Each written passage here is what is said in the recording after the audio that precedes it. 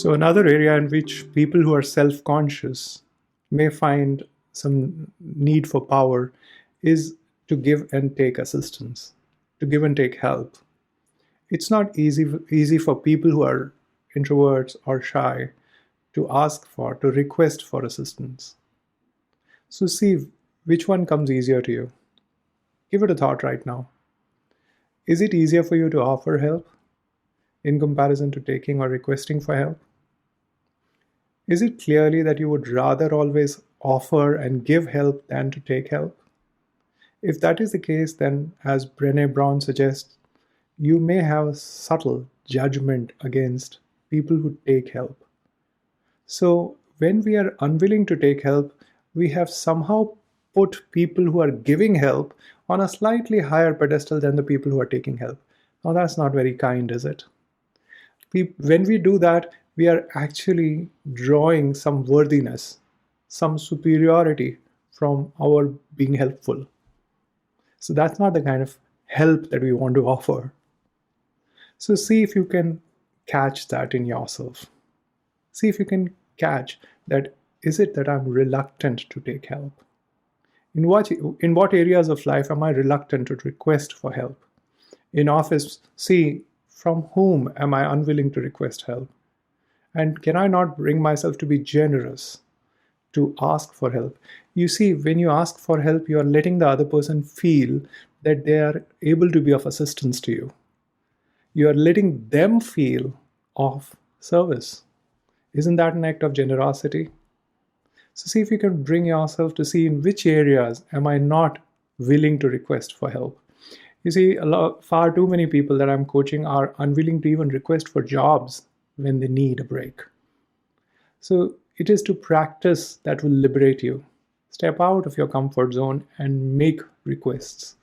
Another area which does not work for a lot of people is willing to ask for business or payment when they are working for themselves. This is another area where you will have to make requests to be powerful. But there is another extreme to it as well. So while you are liberating yourself to ask and request for help, demand assistance, I'm also inviting you to pay attention to others who may need your assistance.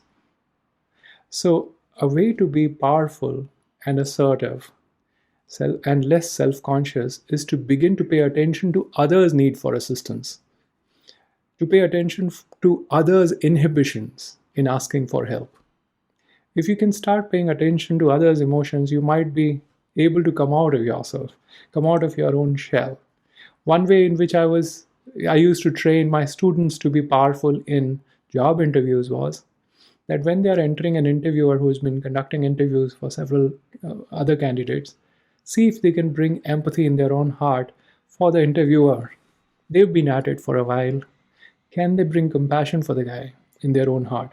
Pay attention to how tired they may be. See if you can bring them a glass of water. Ask them if they would like to have a tea or something else.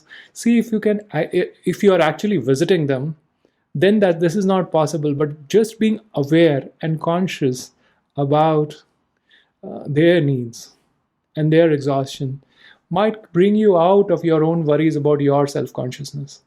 And it'll bring you into a greater space of compassion and empathy. And when you are answering those questions, you might do it in a fashion which is better understandable, not because you are worried about how you look, but because you want them to get it sooner and easier. You want to make it easier for them. And that makes you powerful. It makes you at a level at which you are able to give service. See if you can begin to pay attention to others' needs and see if you can offer service. That's another way in which you can actually permit yourself to be more and more assertive. And you see, you don't need to go looking at the most needy to offer help. Your purpose can be served with people just now around you. It could be a family member whom you could listen to and serve by listening. Or it could be a member in office whom you could bring your kindness to. Just about anyone can do with your assistance. And that's another game to play which will bring you out of your self-consciousness. And when you are playing on the basis of the undercurrent of goodness and love and compassion and empathy, you would be more powerful. Your conviction in your own goodness will set you free.